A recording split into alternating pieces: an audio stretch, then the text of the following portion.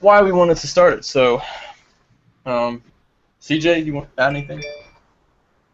I think, yeah, that was the whole idea behind the All-Star Game. I think you hit it pretty well. We just kind of wanted to involve the community in a way that hadn't been done before, and it worked out pretty well. I think we got a better response than we anticipated. I hit Cardinal Bird up, and I just kind of didn't know what we'd get. Just kind of said, hey, man, I don't have any real plan for this thing. Do you think it'll even work, or you want to do it? And we plunged in, and then Sauce got involved, tips, and got it out there, and really promoted the hell out of it, and filled both streams with people. It went so well that I thought it'd be good to add something else to it, to do something like that again, maybe on a regular basis. Get some of the people who are in the streams and who are following on Twitter involved in the conversation. Yeah, for sure. I mean, at least for me personally, like I've never actually sat down and talked to Mathodman. I never, really did party chat with him. So I mean, just being able to actually like talk with you guys live is cool for me. I mean, it's just because the only other way we interact with each other is through the DMs through Twitter or through like live streams, chatting. It's just this is actually live interaction. So that's what's cool for me about it. Yeah, we don't really have a solid direction for it yet. We're just gonna kind of throw it out there and see what happens, see where it goes, and I'm sure something good will come of it, but the more involvement we can get from the community and the people who are watching, the better off we're going to be. And for sure. The more useful this thing will be in the end. So we're hoping to have some guests on in the coming weeks, a lot of the big streamers, and we're open to any suggestions that anybody else might have on some guest stars coming up too. Yeah, all right. Sure. I think we're starting to finally get some viewers here.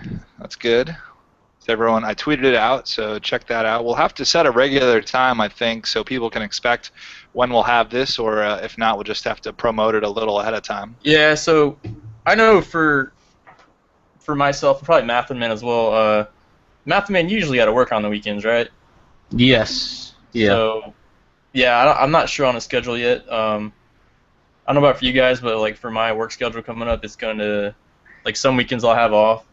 It's going to be like 3 on, 4 off, etc. So we might have to be flexible. I don't know about you guys though. So we might just have to try to give our viewers a heads up, when we're going to do it.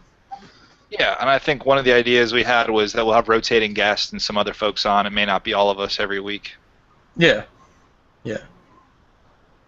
For sure. So Cardinal Bird 5, you had a few topics that we could kick it off with, and there is a Q&A function for all those who are watching right now. So if you want to submit your questions, click on that Q&A button. Yeah, so we were going to talk about the schedule. I guess we'll get into, this is for each person in here. We'll start with Mathodman. So Mathodman, what kind of got you into streaming / YouTube? I guess you're more focused on streaming right now. So how'd you kind of start? Have you ever thought about doing it, like a year ago? Did you ever think you'd been a streamer? Can you kind of talk about that? Are you asking me? Yeah, we'll start with you, Mathodman. Okay. No, man. This is all pretty much a new experience. I would say the first time I even really considered the thought of streaming video games was like last November. I hopped in a stream of like one of the top FIFA streamers. I don't even remember who it was at the time, but I was just watching and I was just like, this is incredible. Like I had seen people doing video games on YouTube and stuff like that and never even realized how big the market for it was and all that stuff. And so I kind of had the idea in my head then, and then got a little more into the thought probably like around March of this year. And was always thinking about it, and I was like, I don't even know if I'll enjoy doing it. I don't know if people will enjoy watching it or anything like that. And then my one buddy, he's one of the moderators. I've been playing video games with him for a while, and like I was just starting to get decent at MLB. I think I just hit like a 1750 rating or something. So he wanted to watch me play, so I started streaming it, and it went amazing, man. Like I had like 20-some people hop in the stream for the first stream, and all kinds of people complimenting, saying it was a really good stream, and yeah, it was just really awesome and really got me excited about doing it.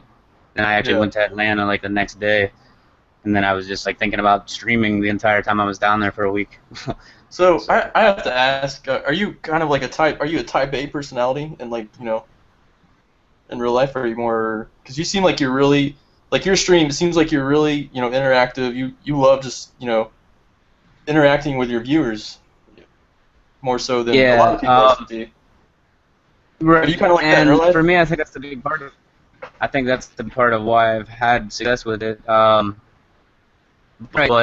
when you say that, it's actually funny because when it comes to interactions with people in real life, like I don't mind talking to people if I find them interesting and stuff like that. Yeah. But I kind of consider myself to be somewhat of a selfish person as far as if it's not something I want to talk about, if it's not somebody I want to talk to, I'd rather just go back to my place and do what I want to do or whatever it is and not be bothered with the situation. Type B, right?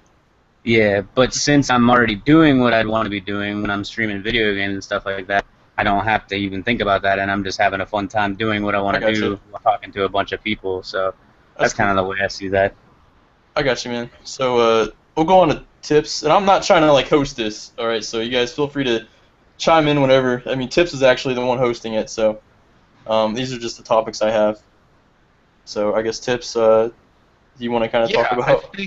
I think to be very honest, I think the reason I started the Twitter account and then the YouTube channel was because I wanted to help fill a gap. There wasn't a lot of communication except on message boards out there, especially on Twitter, and which is more real time than a message board to me, about what's going on with MLB The Show. And I really enjoy playing the game, but there's a huge difference between what I was experiencing with the baseball game and what I experienced with Madden just a few months before, and what that community is, which is very different, and they're structured very differently with the developers at EA Sports compared to San Diego Studios.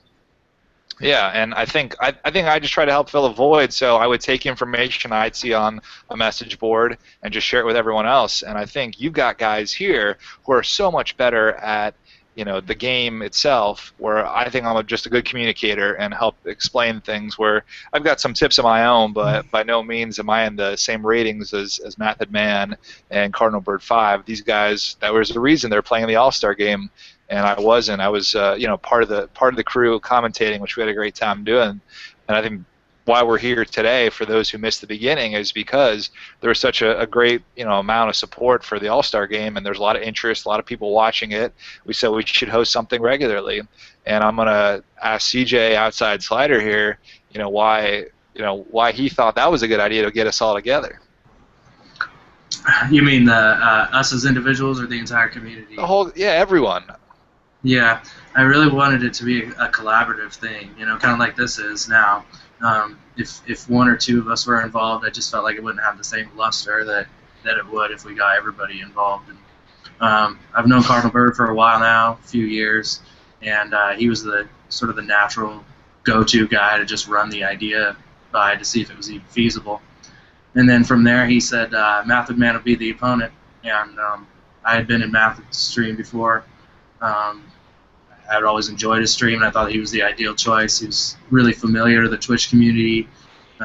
He's already become, I think, one of the top MLB streamers out there. So it seemed like a really natural fit. He's also a really good player. And then I got you involved because you're already doing a bunch for the community, man.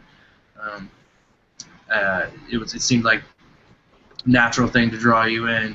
You're sort of, you have your ear to the ground when it comes to knowing what the people of this MLB community kind of really want. So it was a good effort. Cash did a great job too. Can't forget about him and Alex LA for doing the uniforms. Now, who was that? Cash was our commentator, right? Yep, Rich Caster. He also streams, and he couldn't join us tonight, but I'm sure he'll make it for a future episode if we do this again. And you can find him on Twitch at TwitchCaster, and he's on Twitter at RichCaster. Okay. So let's just run through it, because I think we have people joining us. We're up to over a dozen viewers now. We've got Cardinal Bird 5 here. I'm going to put him on camera. And we got Mathodman, which you may have seen both of these guys on Twitch, and then outside Slider here with the monocle and mustache. And then this is MLB The Show Tips, which you probably have never seen, but have heard plenty of on YouTube and other places. So, Mathodman, going back to the streaming stuff that you do all the time, what do you think are some topics that you're always getting asked? Like, what are some commonly asked, frequently asked questions? And we'll ask Cardinal Bird the same thing next. Oh God, I'm sure he gets a lot of the same ones. Yeah. It's funny too, because like the questions seem to get more and more random as streams go on, and it's kind of funny and sometimes kind of strange at the same time. But one of the ones I get a lot is like, how'd you get so many viewers in such a short time? And really, I think the biggest part of it is just trying to present something that people want to watch and enjoy watching and enjoy talking to the person that I'm trying to be in my stream, like trying to be real personable, trying to make sure that everybody feels welcome and stuff like that. That kind of goes first and foremost, and being good at the game obviously goes a long way as well. So I think when you have that combination, it really helps. But another really popular question that people like to ask, oh my God, it just slipped my mind. Go to How to Cardinal request Bird. songs? Yeah, oh my God. How to request songs. Even if you tell them, like, because we all have the command how to request songs, like mine's exclamation songs, and then it's a command that will show everybody how to do it if you just read it and follow the directions. But what some people don't understand is that you actually have to go to YouTube and pull up the link to do it. But yeah, that's a big one. I can't believe we're even talking about that. So Cardinal Bird 5, what about you? Just some frequently asked questions on questions, Twitch. I know on my YouTube videos and my stream, I always get, how'd you get so many stubs? That's one frequently question I get. And I keep having to, tell people I've been playing since the day, the game came out. I worked the market like crazy. And plus, I just recently got sponsored, so the stubs come easily. I'm sure Mathodman will get the same questions because he has all those packs, right? Yeah. And now they're asking me, how'd you get sponsored? People act like you can just contact them and they're going to sponsor you and give you free packs to open. I've been getting those questions a lot. Not to interrupt, but I opened my packs today and I got the almost the same run out, and I got Really? Josh Donaldson as the only diamond that I got as well. So I think that's proof that they aren't giving us good packs on purpose to advertise, even though that would be smart. Because I did get Trout that one time. I don't know how long they've been giving you packs, but yeah. I guess some other questions. I get a lot of questions about like how do I hit so well? Like how do I hit the high fastball?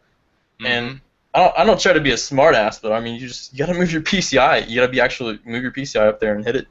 I mean there's more to it than that, but it's kind of hard to explain those things like when you're streaming and you're trying to focus, you're trying to pick up the pitchers.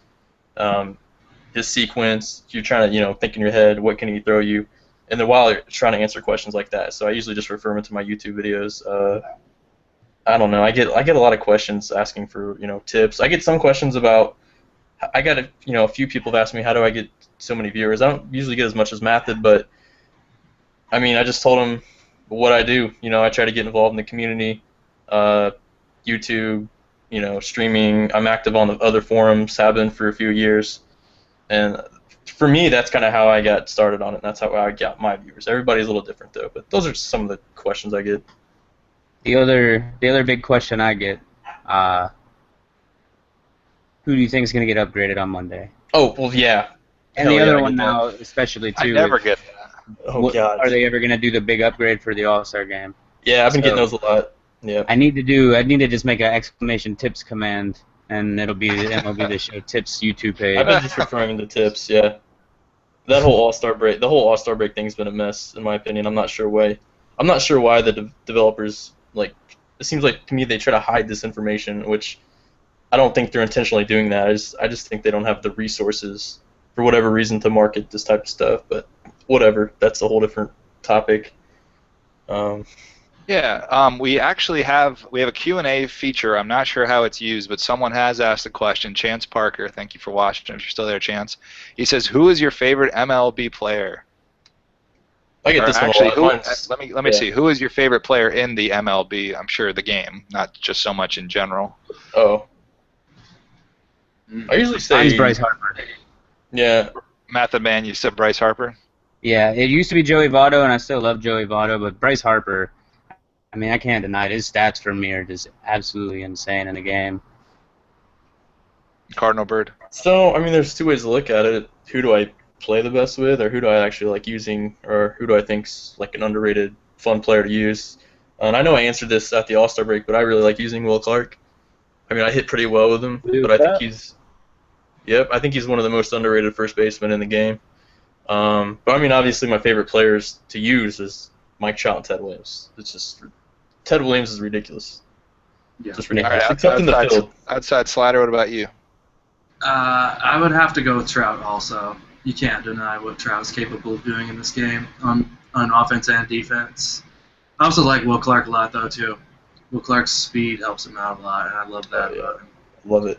Nasty. I don't know why I suck so bad with Trout.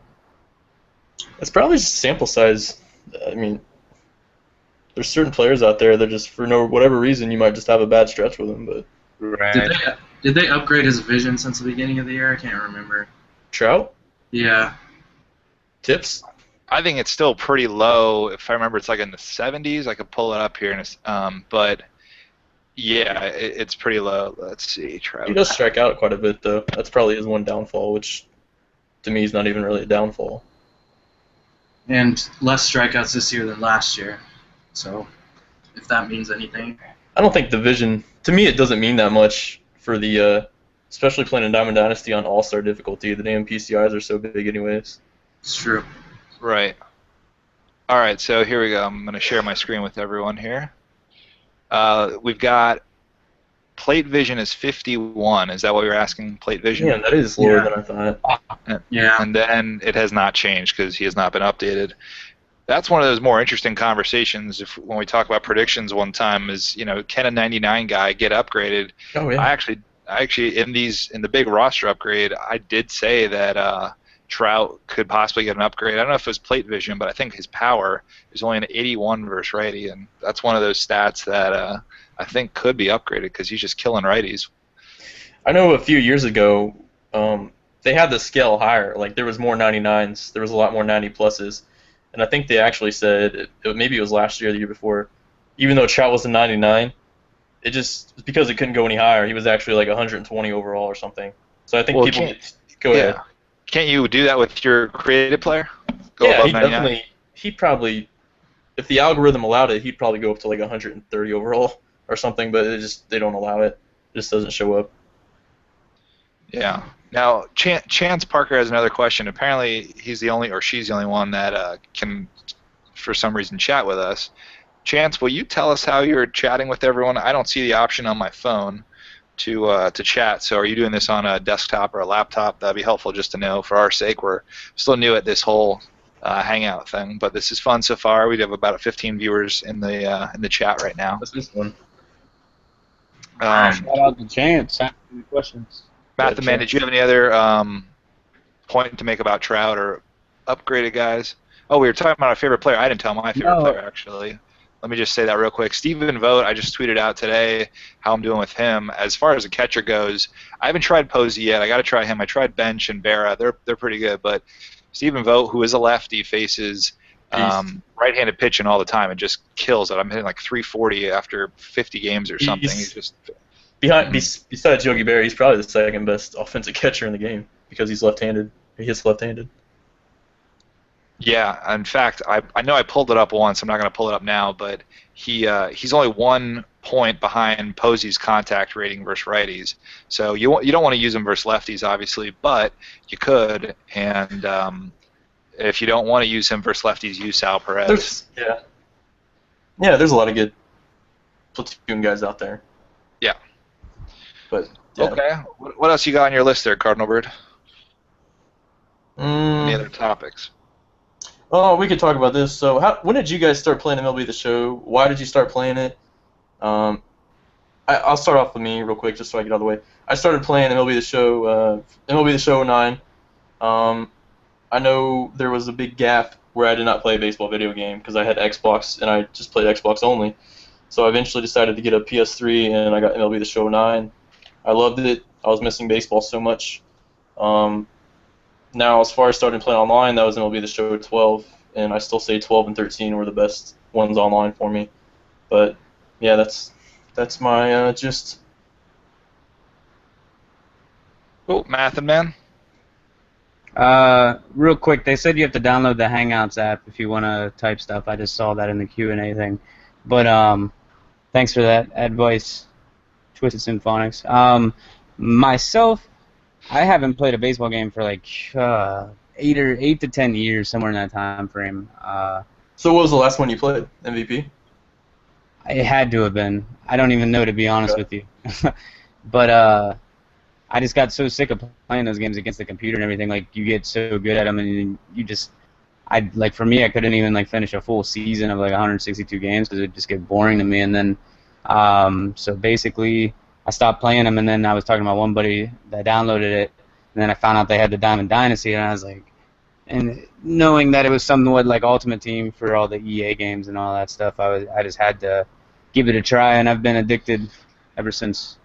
So, were you like a big FIFA guy before? Like, what have you been playing the past few years besides baseball? Oh yeah, FIFA is like usually my go-to game. I love playing FIFA. Like, I just started really getting into FIFA Ultimate Team this past year, and then would always play Call of Duty and Battlefield and stuff like that as well. But Okay. Call of Duty has been kind of annoying, more so than anything lately. Call of Duty's been terrible the past few years. Yeah, I agree. Terrible. I agree. Cool. All right, we're getting some more questions here. So if you have the Google app on your phone, you can type in the questions, and that's how it'll work there. And we got Outside Slider here, the now Pirate and Mustache with the backwards hat. We got Mathodman, who you've probably seen on Twitch, and Cardinal Bird 5. Some more of the questions here. Let's see. How do you guys become sponsored by Sony? We already talked about that. You don't ask. See? They Told you guys. I told you. That was a frequently asked question. And thank you, Outside Slider, who is responding through the MLB The Show account there on the chat. That's for real. What's your coolest Diamond Dynasty moment is one of the questions. I'll just start with mine since I'm on camera. For me, it was probably, God, I think I just tweeted out last night. It was Dave Winfield. I put him in center field, and he went through the little netting in Wrigley Field out in center field. It was a home run. He robs it, and he had to put his glove through the netting and pulled it through. I had never seen that, and it's obviously probably shouldn't happen unless he has a pocket knife in his glove. So that was a really cool moment. I'll try to retweet that here in a second. But Outside Slider, what about you? Walk-offs are always sweet. I love walk-off home runs. Those are the best for me. I've never thrown a perfect game. I threw, I think, a couple no-hitters. That was cool. I want to throw a perfect game. I'm out to throw a perfect game this year. I don't know if it's going to happen. What pitcher would you do it with? Or who would you try? Like, say, if I had to give me two pitchers that you think you could throw a perfect game with that you throw real well with. I would have to go with maybe Chris Sale, actually, as one, because he's so nasty. It depends on who you're playing, obviously. If they can rip lefties, then it's a different story. Then maybe Tom Seaver. Mm-hmm. I don't know. All right, Mathodman, coolest moment? I have two, because I think they're both equally as cool. The one's on YouTube, and the other one's not for reasons because Twitch's editing's terrible. But the one that's on YouTube, it was I think it was the top of the ninth. The game was tied, I believe. It had to have been tied. And dude hits a rocket like out to right field, and I had Dave Winfield playing at the time. And comes up and robs the home run, and basically saves me the inning. He would have took the lead right there. And then at the bottom of the inning, I hit the walk-off home run to win the game. It was sick. And then another one, I was playing against Criminal, is his PSN name. He's also Aftershock and Twitch. I played him a few times. He always is the Tar Heels. And I was down 2 runs. I was down 2 runs going to the ninth. Robinson Cano hits a 2-run home run to tie the game. And then, actually, no, that was in the 10th inning, sorry. And then in the 12th inning, I think it was, Robinson Cano hits another solo shot his next at bat to win the game. It was sick. Wow. It was amazing. Yeah, those were my 2 favorite. All right, Cardinal Bird? You know, I don't really have I can't think of a specific moment for this year, but just like in Diamond Dynasty in general, the thing that comes to my mind is I started playing it in MLB 12, and that's when they first implemented it into MLB The Show. And I was just amazed by the mode. It was just, I was able to create my own uniforms, which you are not allowed on any other Ultimate Team mode, and just creating my team and editing the players. And I remember I was addicted to it, more so than I am now. And I mean, I don't really have a specific moment. I mean, I had so much fun in MLB 12, and I still do now. But I mean, I've had some walk-offs, but I can't really remember a specific moment this year where I, got so pumped I ran around the house and started cheering or anything like that. So sorry to let you guys down, but MLB 12, that's my main memories come from that. So Your greatest moment was meeting me. beating you or meeting you? Meeting me online. Oh yeah, forums. yeah. Greatest Yeah, Diamond definitely. Dynasty moment. Definitely, man. What else we got? Cool. Let's see. Now, can you guys all see the Q&As also? If you click the little Q&A on the left there. Yeah, I see it. So what else we got? How do you Who do you guys guys feel think there were about Kershaw, what Chris Lopez? Okay, Kershaw. Yeah, go with Kershaw. Oh wow, I didn't know we had this. I don't see Uh, it. look, You've been too busy playing with the pirate eye patch. Oh, there they are. Yeah. So Kershaw, I mean, I saw his highlights. Was it today? I mean, he is back to what he was last year, and he really has been for the last 2 months. I think the first month or so he had a rough start, and some other guys had much hotter first halves, like Scherzer and even Sale to a degree. So he's still a Cy Young front runner, right there with Scherzer this year. Don't you guys think? See, Yeah. sorry, go ahead, Matt. Oh no, I was gonna say, courtesy of Slider, he gave me his MLB TV stuff, and I was actually watching some of that game, and his curveball was just insane in that game, and he was destroying them. And I mean, with the Nationals, with how good of a hitting team that they have and stuff, and like he made Bryce Harper look stupid on one at bat. Yeah, he's playing pretty well right now, that's for sure. For sure. Okay. So we're talking about real life Kershaw. Well, Yeah. and I guess the game. I mean, this is Okay. so this is walking off MLB The Show live for all those just joining us. We've got about a little more than 20 followers out there right now watching. Appreciate you joining us. This is the first time we've ever tried to hang out. So yeah, Cardinal Bird 5. When it comes to the show, is there any, how do you feel about Kershaw? I guess compared to the other greats out there, he's a 99. Well, first I've heard a lot of people say he deserves a downgrade for how he's pitching this year, and I just kind of want to throw this out there. I think a lot of people are forgetting that their ratings are based on a 3-year average, and he's already stepped up, like you guys said. He's already pitching like his former self this year, so I don't think he'll ever go down from a 99.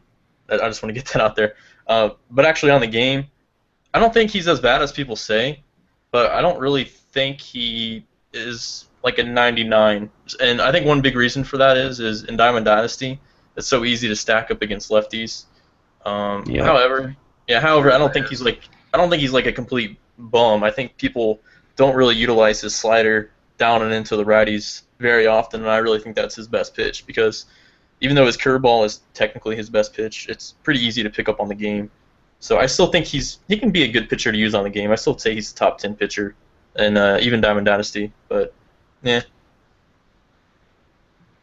Cool. So who would be your guys' Cy Young picks if you had to pick today? I haven't really looked at the stats, but NL seems like it's right now between Greinke and Scherzer. I haven't even looked at stats to be honest in a while. I'd probably give the edge to Scherzer because I bet his metrics are a little bit better, especially with his strikeouts.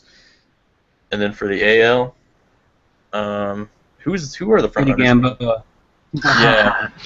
Yeah. Sonny Gray. Price is having a good year. We got Archer. Archer for sure. Sale. I'd go with Chris Sale, the American League. I haven't even looked at the stats though, and I really haven't watched all of them pitch that much this year. So I don't know. What do you guys think? What about Eichel? Yeah, Keuchel, yeah. He's definitely up there. Doing good. Mm-hmm. I'm surprised that we're not hearing more about David Price this year. I mean, I know he's been great every year, but it seems like he's killing it this year. I haven't even know a lot about him. Let me look at his numbers. Yeah, I haven't even looked at his numbers recently. That's kind of surprising.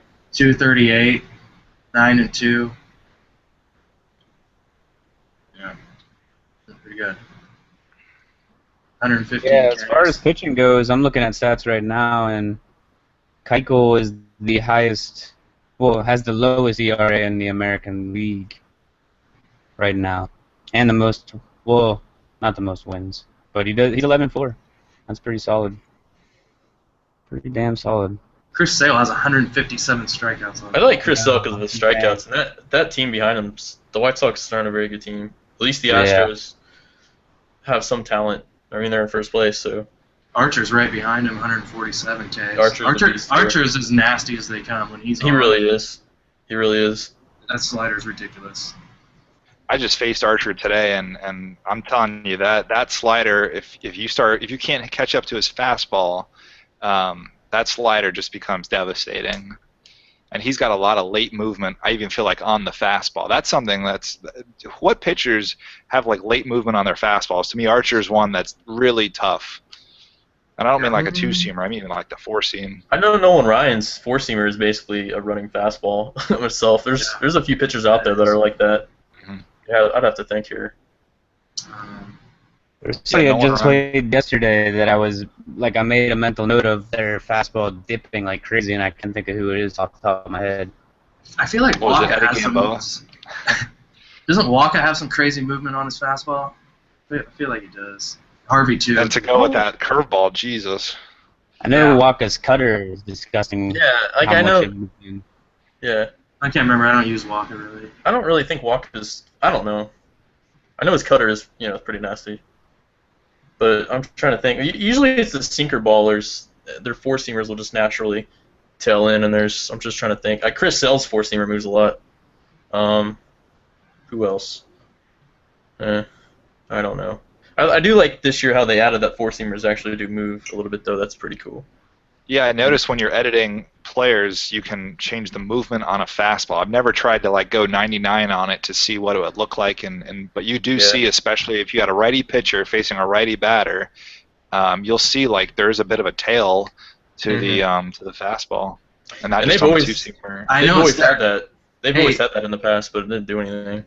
Yeah, did you ever train that last year on your Dynasty guys, Cardinal? Yeah, I was about to talk about break? that. I don't really think it did anything, but there's some myths out there. You remember Generic from the boards? Yes. Now he was always. I think he always talked about it that he swore it moved. I never seen it, but I think maybe it might have affected swing and misses because I'm thinking break, along with K/9, especially K/9 affects. That makes sense. Especially against the computer. Now it's hard to test that type of stuff though. So I never bothered training it in those 2 years. it was probably all placebo effect, but there's really no way to test it. Yeah. So guys, thank you for joining us. We are actually broadcasting live, and we are recording this for YouTube later, I think. First, walking off MLB The Show live. Is that what we're calling this? Yeah. All right. And should I get Goldschmidt, Stanton, or Harper? Those are tough. Those questions are tough to ask. And Tips, you do a good job, man. But I'm kind of with Cardinal when those questions come around. I don't know your roster, man. Yeah, when you guys ask those questions, you got to tell us. Who do you have on your team? What was the question? Stanton, Harper, or Goldie? Yeah. Well, do you need a right fielder? Do you need a corner outfielder? Or do you need a first baseman? Right. They're all really good. And who else do you have there already? Yeah, that's tough. I mean, and do you hit better with righties or lefties? When people ask me that, I try to help out, but it's really personal preference. I mean, yeah. What do you think? It is personal preference. I'm bringing up Goldschmidt here, and by the way, his picture is so stretched out. I don't know why, but he just looks like the Hulk with like a 4-foot wide arm and 10 feet shoulders. Sometimes, when it comes to, real quick, sometimes when I get that question, I usually just pick one. you just guess. I should start doing that. Sometimes. Whichever one I like the most. Depends on if they're following you or not. I think what you got to think of is also the position you're talking about. And, I mean, if price doesn't matter, then who else is with Goldschmidt at first base? Well, you've got a bunch of 20 other first basemen. So many. There's so many. Yeah. And I think the only thing Goldschmidt gives you that others don't, not a single other first baseman in his status, his elite status, is speed, which that could even go up more, tomorrow or Monday for the upgrades. He's up there with Will Clark. Yeah, and I think it should be higher. I mean, I think we talked about this during the All-Star game. Yeah, it was one of the questions we talked about. That speed is underrated for first baseman. So, Will Clark, who's a 91, so he's a little bit lower. But if you like him, I know you like him, Cardinal Bird. The other thing, so you look at Harper, then who's in left field / right field, and, there's Ted Williams, that's much better. Who else? Left field, there's Kiner. Kiner. I love Kiner. Me too. And then you could play McCutcheon or Trout in left field if you already have your guy in center. Let's take a look at the left field. We are looking at daddy leagues here. Here you're... Something else about Goldie. I know you were on that before, but if you guys noticed, he had like a 95 clutch and he had like a 95 discipline. And that's part of the reason he's like a 90, was he 97, 98? And not to say those attributes don't do anything, but to me they're pretty pointless.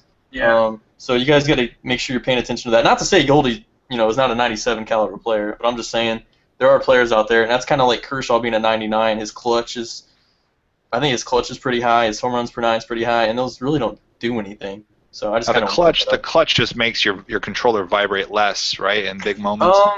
Tips I've heard that for batting it increases your PCI slightly with runners in scoring position, but they never really gave me a true I never really found a true answer for it. I do believe it might help slightly, but they said it's not really noticeable. So I think it's a waste. I think it's a wasted attribute. Did you train clutch last year, Stevie? I only did because, I didn't really play DD last year, but in the past, I only would because I had so much budget, because it was so easy to get budget in the past. That's the only reason I would. It would be one of the last things I trained. Yeah.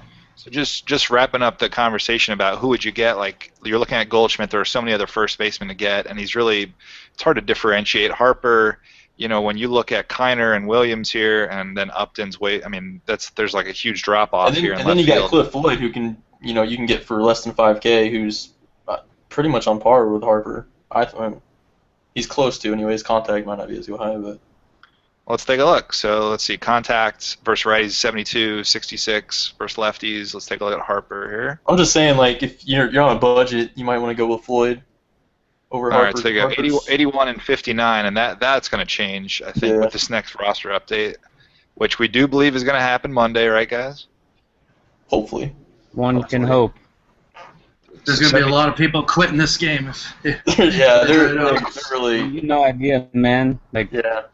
It takes out so much of the hype of the game. I know some streamers have stopped streaming. Like, Engineer Mike? He doesn't even stream anymore because he's been so pissed off with the updates. I hope nobody's let down when they finally do come out. He's been playing Agar so much too, and that game is seriously addicting, man. I'll never understand it. I don't think I'll ever get into a game like that, but yeah. I'm already balls deep. No pun intended. Damn. Got some good questions. Who do you think is the best all-around silver card? I will take this one first because I am a huge Corey Dickerson fan when it comes to silvers. Corey Dickerson is race for me. I'm gonna say Jock Peterson. All right, well, hold on. We have the ability to look these guys up here. Let's take a look at them. Why Dickerson? I bet you love Daddy League, don't you? I probably have so much on your videos. It is my fan graphs of MLB The Show. Okay, go ahead, CJ. I guess it's those high contact ratings, but I think I'm hitting like 320 something with him, and a lot of RBIs and a little number of at bats. So when it comes to that slap swing too, doesn't he? Yeah, his arm isn't the greatest. Slap swing. He's got a 64 arm.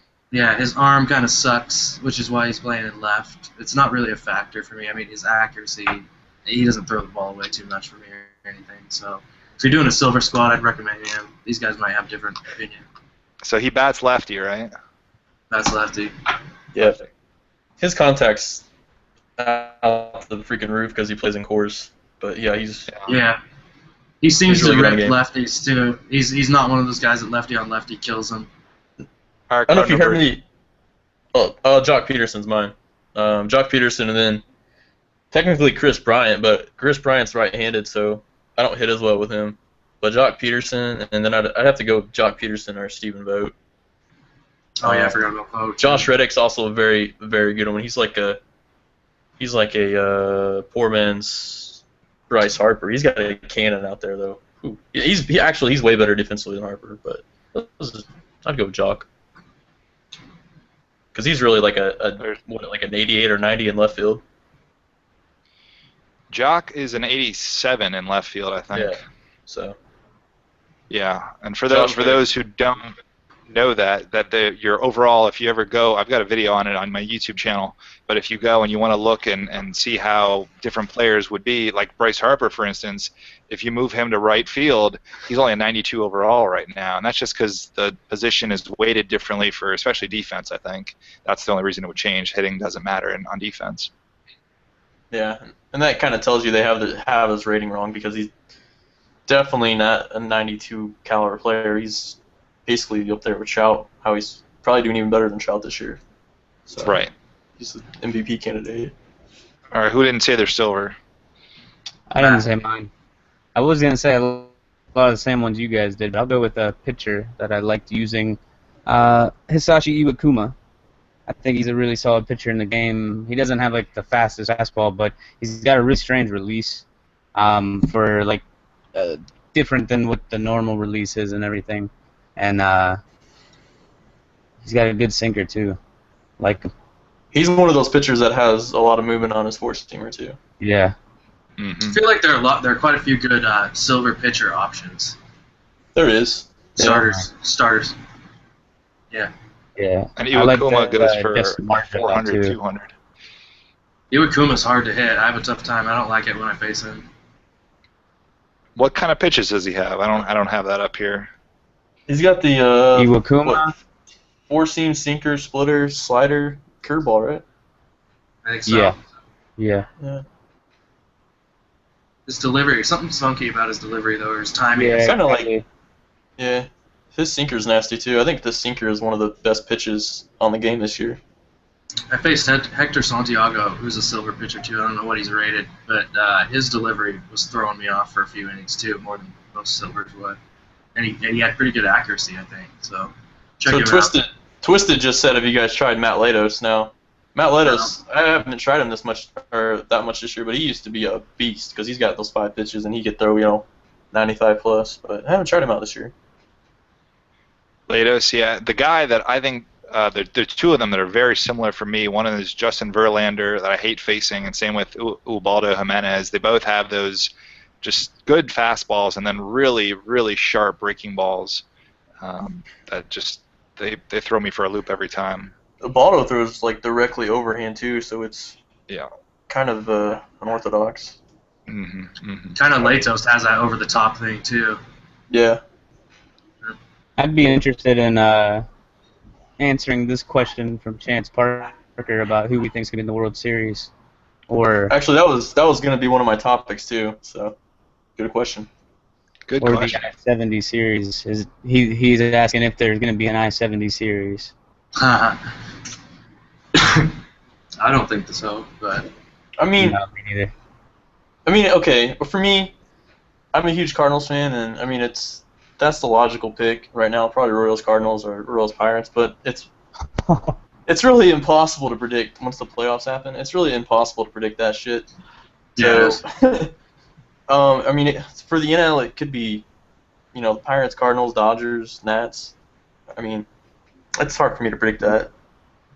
In the American League, I think Houston and who else? Houston's got the best record right now, right? Or is it the Royals? Royals have the best record. Okay. So, I don't know. If I had to guess, I'd go. Yeah, I'd probably go Cardinals Royals, but whatever. It's hard to count the Cardinals out. You really can't make any good arguments against them getting in there.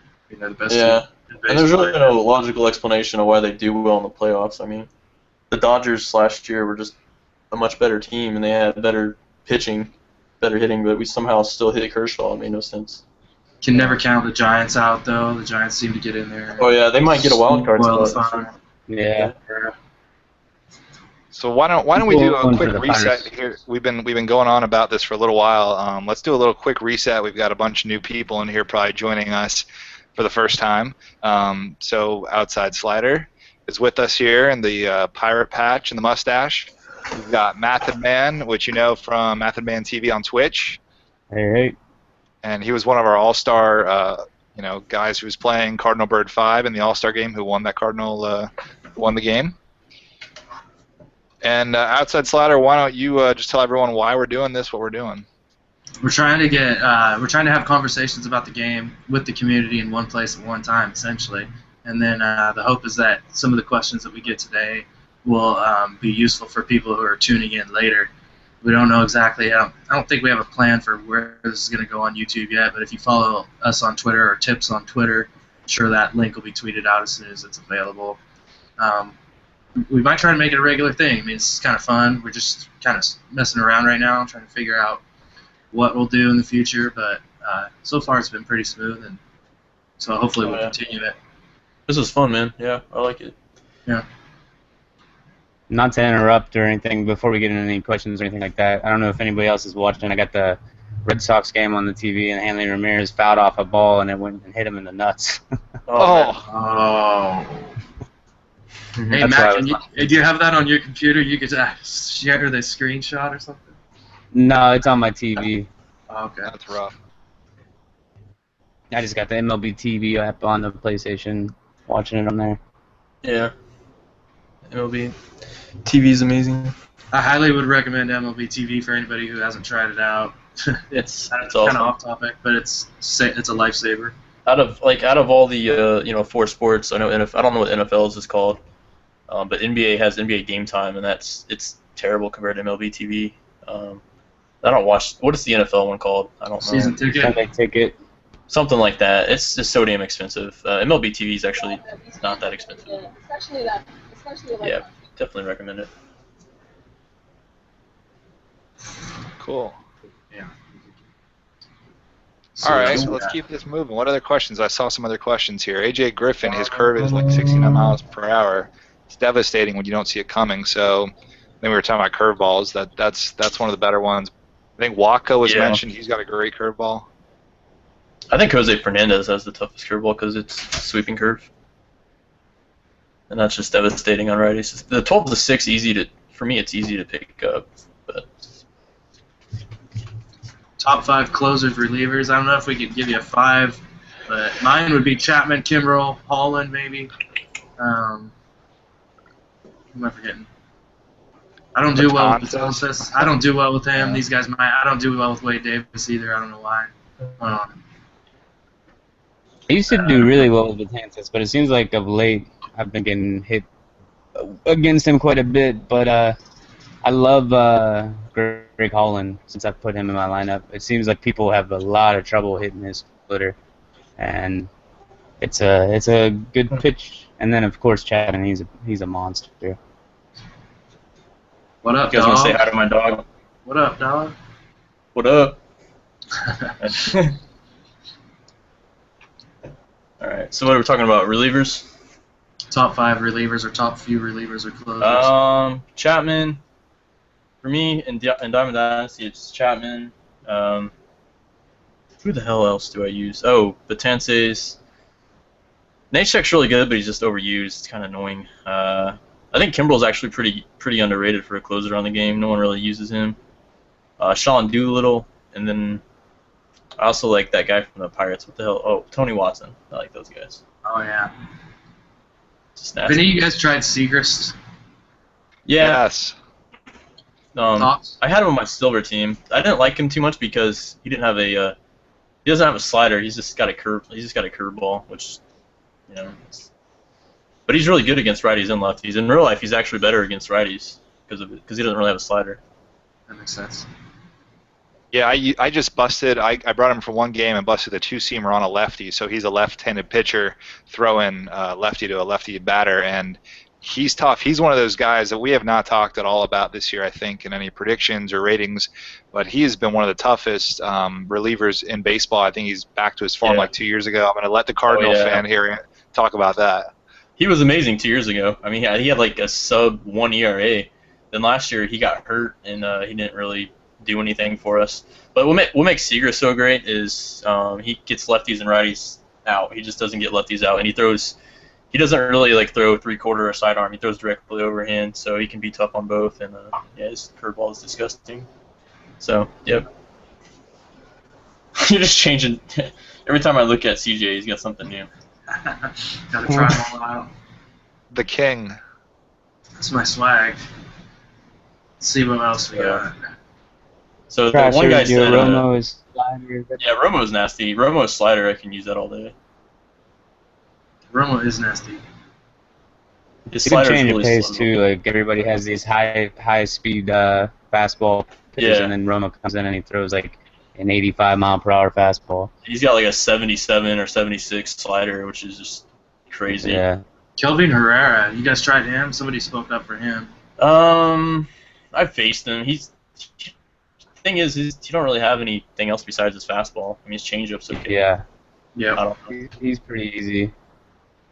I feel like at least. I mean, if you can spot his fastball, yeah, he can be deadly. But yeah. So I know I've seen this comment. This one guy asked, "Do you ever think there'll be a good MLB game on Xbox?" I get that question a lot too. He said RBI baseball is boring to him. So CJ, you might know a little bit more how it works with third parties or whatnot. Can Xbox right now technically make a baseball game? They can, right? Or can they? They can't without MLB's cooperation. Then they'd have to renegotiate the deal with Sony. So right now, Sony has How they get RBI baseball because that's MLB. RBI. Yeah, they got in with the Players Association for RBI because it was a different focus, because it's kind of an arcade style game. And so it didn't rub as a I've heard conflict with the show. Microsoft made High Heat baseball back in the day. I mean, is there any? Do you think there's any chance they'll remake that, or I don't know the specifics on it. I think there will be. I think things will have to change. It's all about licensing and financing through the different parties. If Sony figures out that they can make more by keeping it exclusive to PlayStation, then that's what they're just going to keep doing. Yeah. So time will tell. I could see it expanding. Probably not the show. I mean, it'd be ideally we'd like to see the show on Xbox too. I think, but I don't see that happening. Do you think that'd be? Just because Do you think that'd be better for the community to have it on both platforms? Yeah, I do actually. I mean, I don't. Yeah. But they do have a lot of problems on the PS that they need to work out first, and so before they Sure. open it up to taking on a whole new platform like that, I think they need to clean up some of the muck that's happening in this version. But certainly, somebody could come in and have a bidding war, and approach MLB and have a bidding war with them, and Sony could get pushed out if somebody were to want to overspend on it. Yeah. Definitely. They're in a good spot now, though. They kind of have a monopoly on everything. I mean, RBI is out there, but it is a different kind of game, and there isn't really another option for the serious baseball fans who want to get into all this stuff we're talking about. The show is kind of Unless it. you just want to play a text-based game. So, Right. Or some of those mobile ones, and they're cool. They're in depth, but it's not the same. Some of the great things about the show is the realism, man, and the art. Looks gorgeous, and that takes a lot of years to perfect that. I think we've seen it get better progressively every year. They just put more and more into the beauty of the game. So I'm gonna go and bring another topic since we've kind of already talking about it. What is something you guys like to see within the game that that's actually feasible? Like, what's something you think you'd like to see out of the next few years that's actually realistic? Well, I mean, is there anything more asked for than be able to play your friends in Diamond Dynasty? Exactly. Yeah, that's asked a lot. But I think what is it? I think the be able to close the roofs. I think that comes up more than anything, especially like on Operation Sports. And I think that's kind of I think they got to get that in the game. It's kind of really no excuse for that not to be in the game. Agreed. I mean, is there anything you guys would like to see though, personally? Because I'd like to see create A latency bar. Yeah, that would be nice. A latency bar when you join up with somebody, so you know if the game's gonna be laggy as all hell. They had that in 13. Yeah, they did have that. Wonder why they got rid of that, man. They just kind of changed how the old how the online head-to-head, they changed it entirely when it went to PS4. Yeah. Like, everything used to just be live, and now it's just all host-based on whoever's pitching. You're pretty much catching up to them, the fielding team. So it's just, it has its pros and cons. Yeah. One thing that I would love to, I've gotten used to it now, but I'd like to see the marketplace just be able to filter things easier, and there just be a little more explanation when it comes to like the collections. Like you're looking at the collections for the Marlins, we talked about them earlier. You see Jose Fernandez and Stanton, and none of them are needed, and now Dee Gordon isn't either. And a lot of people don't realize you only need the players below the legends overall, and there's no explainer. There's nowhere in the that I found in the game where it explains that kind of stuff. You know how I found that out? It was, Collected someone? Collected Trout or someone? Oh, I was streaming like the day the game came out, and Lance, actually one of the devs, came by my stream and told me that. I was like, oh, well, that's nice to know. I don't have to get the diamonds or whatever to get these legends. So that's actually how I found out. So I agree, they need better communication or whatever. To make it easier for, because not everybody watches YouTube or goes on the forums and figures this shit out. They gotta put that stuff on the game for everybody to figure it out. So, someone told me today on Twitter. I answer the question all the time. You only have to get the cards below the legends overall. And someone said to me, "You must have a copy and paste command for that because you get asked all the time." And I said, "No, unfortunately, I don't. But it would be an FAQ if I had a website. That's for sure." Because it just gets asked a lot. So we talked about the roof, maybe partnering with a friend in Diamond Dynasty, maybe just better explanations throughout the game of how do you get collections, how do you, I don't know, what are some other, you said latent. I think for Diamond Dynasty, they just need to add a lot more depth to it. It's like for the collections, like on MUT, I don't want it to turn into MUT or FUT or whatever. But I'd like to see a lot more collections, more legends, more variations of cards. I'm sure we've all talked about this throughout the season. And since they've changed and there's no more, like custom players or what are they called, Dynasty players, whatever they used to be called, and it's all MLB, and they do have the legends, but it's just not enough, in my opinion, to keep the game fresh. Because you're already seeing people getting kind of sick of it and not playing as much. And I don't know why, because that'd be something easy they could add. Just edit a Pujols card, keep his main card, just edit it and call it the 2003 or 2003, 2004 Albert. It'd be so easy, and they'd make so much more money off of it. Didn't you say something in your stream last night, Cardinal Bird, about that being something they were going to do next year or talking about doing next year? I have not heard anything about that personally. I mean, it makes complete sense for them to do that. I don't know why they would keep this same format. I understand this is the first year they're doing it, so I kind of, we'll kind of buy that the first year and give them, that's a valid reason for them not having it. But if they don't have that next year, I mean, I think the mode's just gonna maybe not necessarily die, but it's just gonna go to back to how it was, where it wasn't as popular as the other Ultimate Teams. Mm-hmm. Yeah, I think what they did though. Let's talk about the changes they made from last year to this year in Diamond Dynasty. I think that's what's made this year so much more fun, and I mean, it's given me an opportunity to talk about ratings and just the marketplace and how to make stubs. Yeah. I mean, they've actually always had the updates integrated in Diamond Dynasty. The problem was, I'd say, a lot of people didn't always use the MLB players. It was kind of maybe 50-50 or 60-40, favoring the Dynasty players. So, but, yeah. I think I asked that question in one of your streams the other day. Yeah, which legends would you like to see added to the game? Was that? I think it was in Matt's stream. And Bo Jackson definitely have to be up there for me. Bo Jackson's tough. You know what current player reminds me of Bo Jackson as far as build and just ball ability? Who? Puig? No, you're probably gonna be surprised. I think Trout reminds me of him because they both look like linebackers out there running, 4.5s or whatever. They're 40 maybe or whatever. But I mean, they look like linebackers out there, and I don't know, it doesn't look natural. Trout is very thick. Let's put it that way. Yeah, they are. And did you guys ever watch that that 30-30 on Bo Jackson? Yes. Yeah. The guy didn't even work out. He never, Right. lifted any weights or anything. He's just naturally built like that, which is crazy.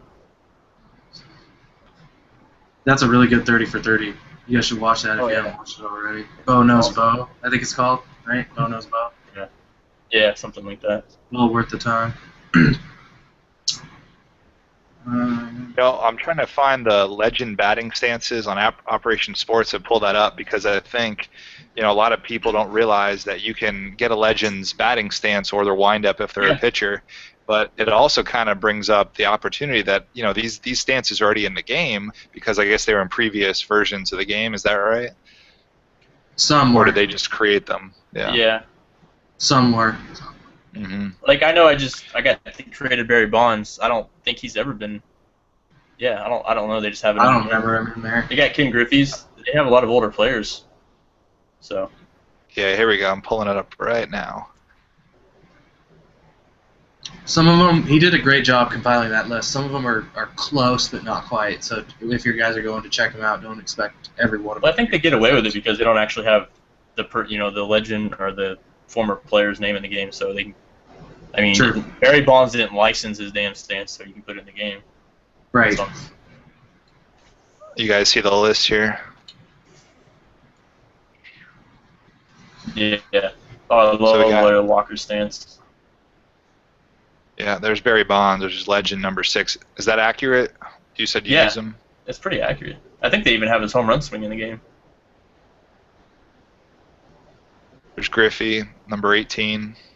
I wonder So if if you're using there are two things here that we're talking about. One is that if you got a created player, you can make it look like Barry Bonds or Ken Griffey's swing. The other is the possibility that they add legends, and I know that they've talked a little bit about that in some streams, the developers, about how they may do that for MLB 16, the show, right? I don't know. Have they said that? I don't know. I think they said they discussed that in the E3 It was stream. mentioned in your stream last night, but maybe I was wrong. I was so tired last night. So That'd be awesome. So I really think that's what's holding the mode back. They just need to add more collections and more players. Yeah, especially with Babe how long Ruth. season baseball is, you just gotta have stuff to keep people interested. Yeah. I mean, there's. Well, I mean, that's something Madden. that Madden Ultimate Team does. Yeah, Madden Ultimate Team is. The problem I have. Let me stop this. The problem I have with MLB The Show is, that you never have new cards being added, but at the same time, it's a great thing because it creates a whole stock market going on about how they're performing in real life, and that changes the real card. The problem with Madden Ultimate Team is that, I was on there a month or so ago, and Tim Tebow, they have a 99 overall card for him, and all these ridiculous rookies, from the combine, and at some point it kind of jumps the shark a little, where how realistic is this? This has now become some fantasy world and has nothing to do with real life, where MLB The Show will always be kind of based around real life. See, I think if they just added like a ton of legends, and something else I forgot to bring up is I really wish they would add a type of budget or salary cap for Diamond Dynasty teams and maybe make it adjust per division. If you go up a division, you can have so many diamonds or whatever. Like, I think that would add a lot more to the mode. But some people might be against that because they just want to stack all diamonds, I don't know. I've wanted to see that for years because it used to be crazy. It used to be the same thing with the Dynasty players. It was the same type of problem. Well, there was back in 12. I only remember one team that had all 99s. He had everybody maxed out, and it's kind of weird because you could edit every player. You could train them to be all 99s, but it got so expensive you really didn't see it. It's true. So. But now it's not really even being the stacked teams that's the problem. It's just I see the same players almost every game, and it's just like, here we go again. I'm going to see Chapman, Nashek, and Betances out of the bullpen. I got to face Nolan Ryan or Seager or whatever. I don't know. Like Martin every game. Yeah, like Mathodman, what do you think? Would you like to see a budget, or would you just like seeing the best teams possible? I don't mind budgets. I think that's something that makes things more strategic, makes it a lot more variation as well. I think it's something that could be good, and it makes you have to use your brain a little more for what you're going to pick instead of just going and everybody getting the same players all the time. There's no team management anymore. I mean, back when 12 and 13 had the Dynasty players, it was a lot of team management and a lot of you had to be thinking a lot because you had players that were going to retire, and you had to think of a way to replace them. You basically had to come up with a system to be able to keep putting players out there that were going to be competitive. So I mean, I think I'm one of the few that actually like the old system better. Well, yeah, I wasn't there for the old system, but I definitely agree, though. Like, even when it comes to it, there's a bunch of players that I have on my team that aren't technically the highest rated player, the best player in that position, but do really well with them, and I'd rather use them. Yeah, I mean, technically, I think Eckersley is like the highest rated reliever, but nobody really uses him because he only has 3 pitches and he doesn't throw very hard. I actually like him, though, man. I just started using him, and he's actually pretty good. Or he's done pretty good for me. Yeah, I'm just throwing out examples. Like, not everybody uses Cabrera, and he's at 99. I don't use him because he's so slow, and I'd rather have a left-handed first baseman. Yeah, same here. I brought up my spreadsheet here so I did the All-Star roster predictions for the All-Star break for the pitchers, and I made some spreadsheets here ranking different categories: innings pitched, hits, strikeouts, walks, home runs per 9, and home runs. And then I kind of just averaged them all out. And someone asked, do you think Archer could go to Diamond? And I think we all agree he's got really good stuff in real life, and in the game he's very tough already. So I pulled up his numbers, and I don't know if this is big enough. Let me see if I make this a little bigger. So those are the stats in like real life you have in that spreadsheet? Yeah, this is all straight from Fangraph, which I don't ever think I explained in the video, but I took all of the real life stats from the first half as far as innings pitched, as far as hits per 9, their K per 9, and these are all the same attributes that the show uses, because a lot of people ask why Garrett Cole isn't more than a 90 overall. Well, his wins losses, there's no attribute that really factors that in, to my knowledge, unless you guys know something. No. Yeah, so we look at Archer, right? So innings pitched, he's 8th in innings pitched, which is fantastic. So his stamina certainly could go up, I think. I mentioned that in the video. When you look at his hits per 9, he's 15th overall. That's really good, too. His K rank is 3rd overall. Now the walk rate, so this is where his control comes in, is 59th, which is definitely the worst. You got to go all the way down to, who's this? Sonny Gray. Yeah, who's number 15 here when you average all these numbers out. So, and then after that, Felix Hernandez and Liriano. So that's where the group he's with as far as it goes to control. And overall, he's around a 21.25 there, which, so that's an average of his averages? Yeah, so that's good for 7th overall out of all pitchers for the first half when you average just these. And remember, there's so much more involved with the break and the clutch and the velocity that are used in the attributes. But if you look at this a little more, I think something to take away from it is, who are the other ones above him? Scherzer's a diamond, Sale's a diamond, Kershaw's a diamond, Cueto's a high gold, Greinke's a high gold, DeGrom's a low gold, mid-tier gold. So, and he's above Kluber. He's above Bumgarner, and those are both rated higher. So yeah, there's a chance he's diamond. I just don't know if they give away that many diamonds, and Harvey's way down here. There's your other diamond. I mean, is there a reason you think they'd not want to make so many diamonds? Don't you think there could be more money if they did do that? I just think there's a lot of reasons they keep them back, just to keep it more special. But also, like you said earlier in the broadcast, this is weighted off previous years. So what really resume does Archer have that he deserves to be a diamond besides this year? Do you think they're changing that format though to be more heavily based? I know it's like 50 this year, 25, and 25 the past 2 years. Do you think they're kind of changing that formula for Diamond Dynasty since they're doing this old stock market type of thing, or do you still think they use the old 3-year format? Yeah, I think there has been a shift, at least weekly. I think what I've seen weekly is based on like a week's worth of performances. They've been upgrading, downgrading, and if you watch my predictions, sometimes I'm off, sometimes I'm right on. And so what I think they're doing is being a little more reality based in what they're doing. What'll be real interesting to do is see what they do for these first half ratings, where even if someone hit like Harper goes crazy and he gets a +6 upgrade. All right. Well, how do they recalculate everything from the first half as a whole? And how do they weight the last few years, or do they even weight the last 3 years ago? They just tossed that one out the window, and it's now just last year. Yeah. Yeah, and right, Harper really still deserves to be 70 contact and 80 contact based on those weighted numbers, you know. That's true. Because what has he hit? Has he ever done this before? He's having a fluky year, but this is what he's supposed to do. He's just so young, yeah. Yeah, this is what he's supposed to do. He's kind of entering his year. This is his breakout year. Look at Manny Machado. This is what Machado was supposed to be. So, you know, it'll just be interesting to see how they handle everything, because there's obviously guys like Sale, Harper that have just not been upgraded for whatever reason, or then there are other guys that have been getting weekly upgrades based on their performance.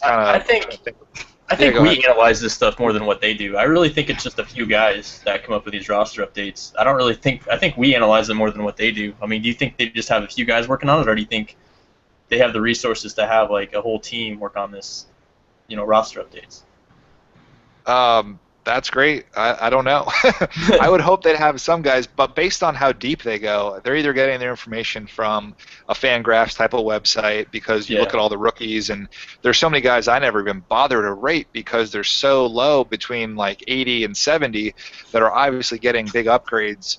And so someone's either paying attention very close to all that, or they have a system in place that's just feeding in all the attributes, kind of similar to that spreadsheet. It doesn't seem very uniform, though. It doesn't seem very consistent. It seems like they have biases towards certain types of players in certain markets. So that could just be me. I don't know. Yeah, and what I do like that they've done is they've been hesitant to upgrade guys. So someone like A.J. Burnett, I was calling for big upgrades early in the year, like 90 overall, this guy should be up there, and he's still got a good ERA. But when you look at his other stats, and I can pull the spreadsheet back up in a second, it's obvious that they were right to take it slow with him. Like, don't upgrade him too fast. Or Shelby Miller, too. Yeah, Shelby Miller. Right, he's not going up there. Guy like Matt Harvey got a real quick, he's diamond real fast. Well, that's because, you know, his past performance. I like that, too. He looked great after Tommy John. Of course, you know, he fell off a little after the 6-0 start, but I don't know. It'll be very interesting to see how they use the first half stats compared to what they've done on a week-to-week basis. I think moving forward after Monday's big roster update, which is what we're expecting, I think it'll be back to, you know, week by week they're going to be evaluating guys. I think what's really hard, and I was getting to this point before, is that you've got about 5 or 6 pitchers between 90 and 92 overall, like Price, Cueto, Greinke, of course, Kluber. There's a bunch right in that rating window, and it's impossible to know who's going to go next unless, you know, who's going to become diamond next, unless they have a limit. They're only going to do 6 diamonds, and that's it. And Wainwright's a guy that may not move all year because he's hurt. Yeah, so they usually don't touch the injured guys. So somebody just asked, what do you think Correa, or how much do you think Correa will get upgraded? Because that's kind of what we've been talking about. I mean, he's, you know, been the number 1 prospect for the next few years. So do you think they'll have a little, you know, bias towards him and give him the upgrade right away? Because they haven't been treating every rookie like that. I know from the Cardinals, for example, even though he's not really rookie Grichuk, I know they've been slow to upgrade him. I don't know. What do you guys think about Correa? Yeah, someone else take that. I'll put up on screen his stats here. How much? I think maybe mid-silver. That would be my guess. Is that you think he's going to plateau at silver this year, or do you think I do. I mean, that's a hard thing to. That's a logical thing to say, I think, because I think it'd be crazy if he was a gold. I'd put him there with probably Addison Russell. Where's he? He's, even though his numbers are probably. He's over silver, I think, right? I think so, but that's kind of where I put him. Yeah. I don't know what Russell's numbers are yet, but to me they're a good comp. I haven't even looked at Correa's stats, you know, so I'm gonna look that up real quick. We had the same question on the other side about Jock, and I know you did. CV, didn't you talk about Jock in one of your videos? Yeah, I mean. Yeah, I did. Go ahead. We both did. And I think we're both in agreement that the reason he could become a gold. I mean, he's going to be borderline, but I don't think people realize how they weight certain positions. You know, certain attributes for certain positions. And I kind of played around with it, and he'd have to have like 90 plus fielding and 90 plus speed, which they're not going to touch the speed. But his fielding could go up, and it'd have to go up to like 90 plus something to become an 85. So, I don't know. What do you think, Tips? I don't see it happening. He could become an 85 at most, I think. Yeah, here's Peterson's stats, and I think the caveat for him becoming gold, which is an 85 overall at center field, is going to be the fielding. It's at a 70. That would have to get up to like a 75 or 80 for him to have a chance. Because you look at his power, it's at 90 already for righties, 82 versus lefties. This is really in line with what he's doing in the contact. He's swinging a lot. And he even said in the All-Star break in one of the interviews that pitchers figured him out a little and he's not making the adjustments. So should his batting average get to like 280, then his contact should go to about a 70. But right now it's around 250, I think. Yeah. And that's where he's got to either help himself in the batting average or the developers have to help him in the fielding category. And otherwise, forget it. Unless he moves position, that's the only other thing. If you do move him to left field, I think in left field he's an 87 overall. He's mainly playing center field, though, right? Yeah, exactly. So unless they call up someone, unless the Dodgers have a call up, then they want to put in center over him, or even put Puig in center, move Peterson to left. And who's playing left field for the Dodgers? I think it's Crawford. It was Crawford. Is he healthy? I don't remember. I don't know. Let's say left field is the Dodgers. I've always kind of wondered why they didn't left put him in fielder. center. Yeah, so exactly. Like, so if Crawford, they decide let's bench him, they move Peterson over to left, and they've got either Puig or someone else in center, a rookie that they call up.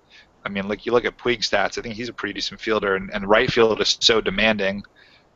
He's only a 65 fielder, so actually he'd be a worse fielder in center, but he's got that 95 arm. Yeah, if you put him in center, he's probably an 85 or 84, maybe lower. Exactly. He would become pretty close to Jock Peterson as a center fielder. Yeah, maybe a little better. Yeah. But that's just because of his hitting stats, which are in the upper 80s for contact. All right, let's put everyone back on camera here.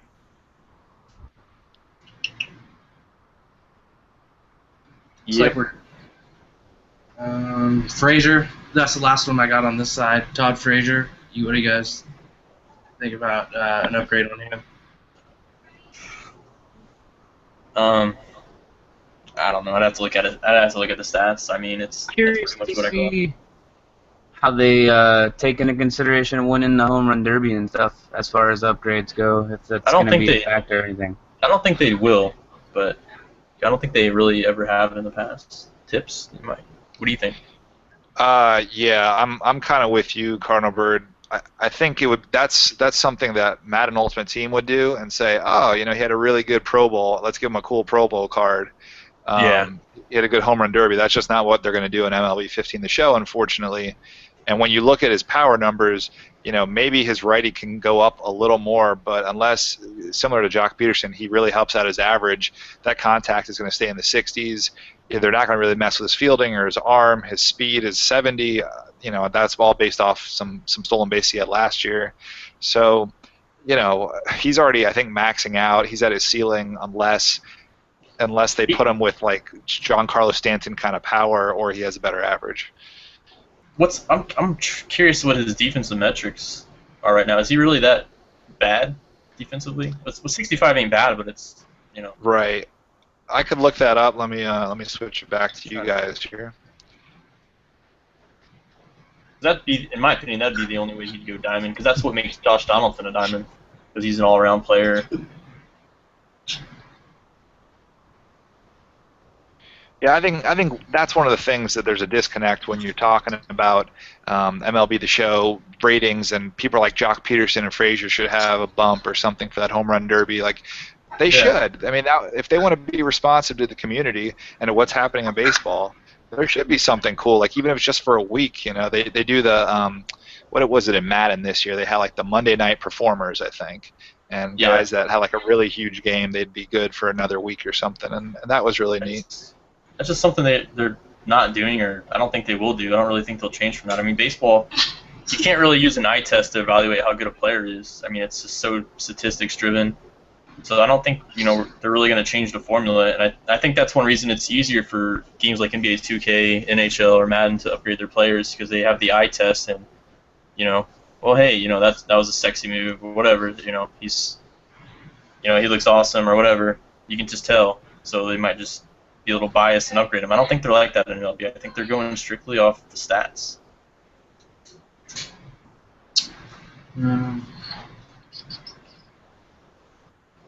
I'm trying to look at Frazier's defensive metrics because I'm curious myself. Yeah, I'm looking at that too at the moment.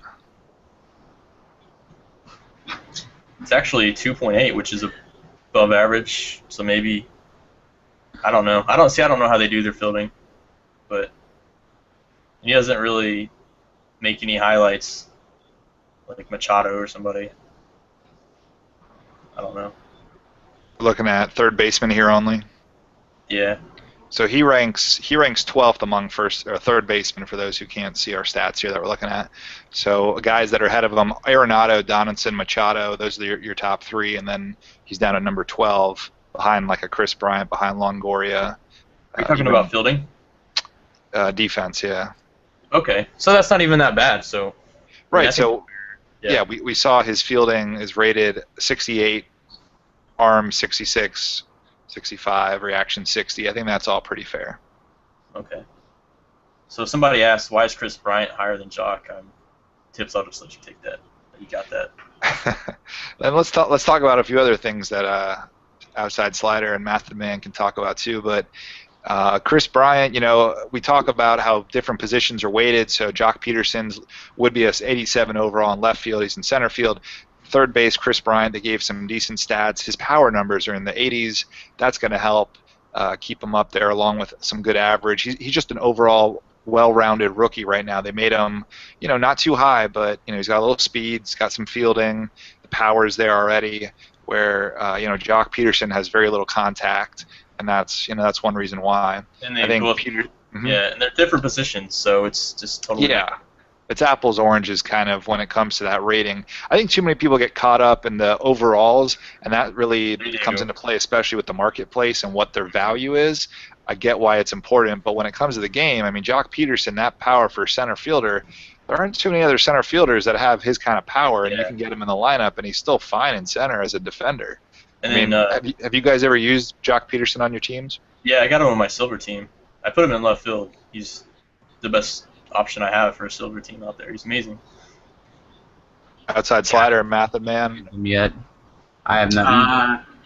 Small sample size. I think I used him for 3 games or so. I think he hit a couple bombs in those 3 games. I've been meaning to go back to him. I wanted to just kind of see where they were going to cap him out, where he was going to kind of plateau. Yeah. Yeah, and somebody else brought up... I wouldn't like him in center, though. I know that. I had to move him to left. Somebody else brought up he's the best defensive fielder on the Dodgers. Well, I'm looking at his metrics, and it's 1.9, so it's barely above average. So I think his 70 fielding is probably about right or even too high. So yeah, I think he's not going to become gold. Yeah. Let me share the screen here. So we're looking at Peterson among all center fielders, power versus righties. This is how it's ranked. He has a 90 power versus righties. Next up is Trout with an 81, all the way down to Colby Rasmus with a 75. So there is no one in the game like Jock Peterson when it comes to center fielders with power at 90. I mean, he kills Trout even. Adam Jones, McCutcheon are way down in the low 70s. So don't get caught up in an 83 overall. That's the point. Yeah, go for the attributes you want to have. If you want to have power and you want to score via home runs, and go for that. Don't look at the overall. It doesn't really mean anything. Exactly.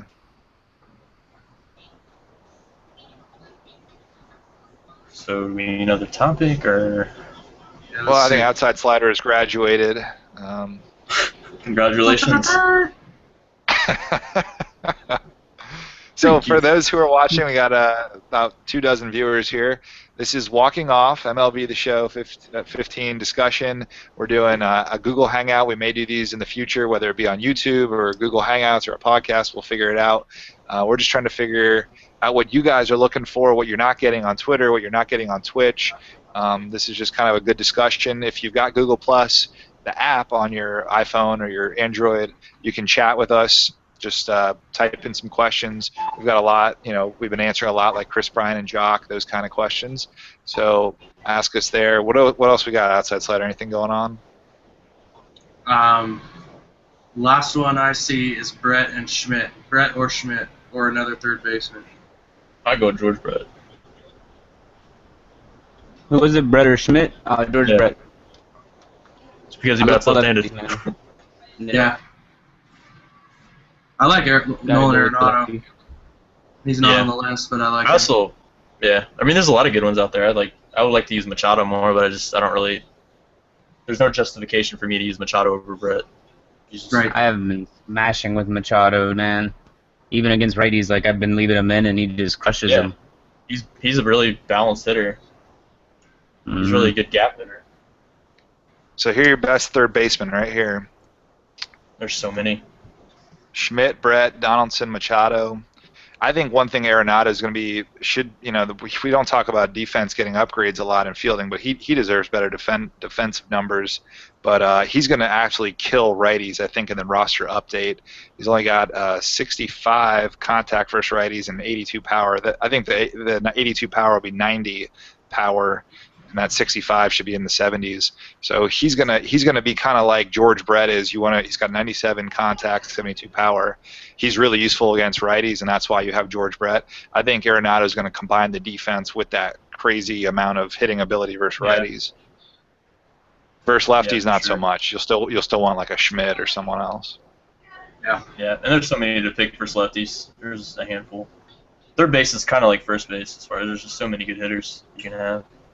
Yeah, I think a lot of people end up shying away from throwing lefties because so many good legends and some of the best players in the game are right-handed as hitting, right? Yeah. Definitely. And there's a huge premium. Like, here we go, contact versus righties. You got 97 Brett, 94 Turner, then Matt Carpenter, who's one of those great budget guys. And then it really drops from there.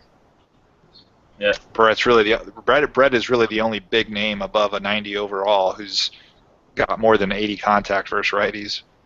I think Carpenter's kind of like the poor man Brett because he's left-handed, but I mean he doesn't have the power. Right, he goes for about 1,800 right now. Yeah. Justin Turner, you can get him for 3 stubs. 3 stubs. You put the bid in. Adrian Beltre, I think Adrian Beltre, even though he doesn't have contact in the 90s anymore, is still really good.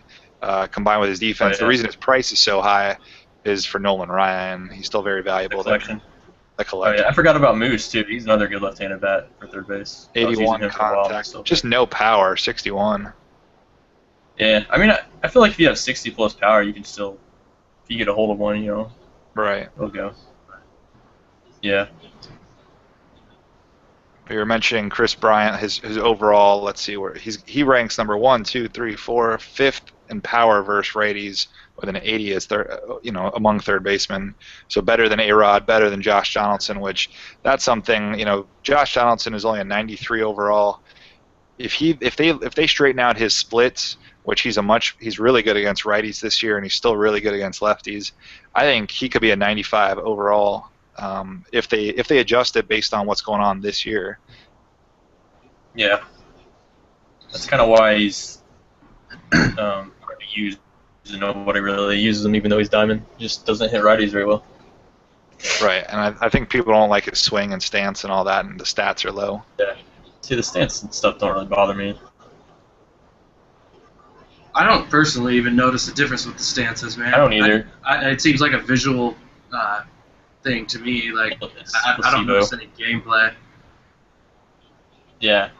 Mathodman, do you notice anything with stance? Like Mathodman uses the same camera I use, so I probably can't even see it. Yeah, the only time I ever really feel like I ever noticed one is like with Jeff Bagwell.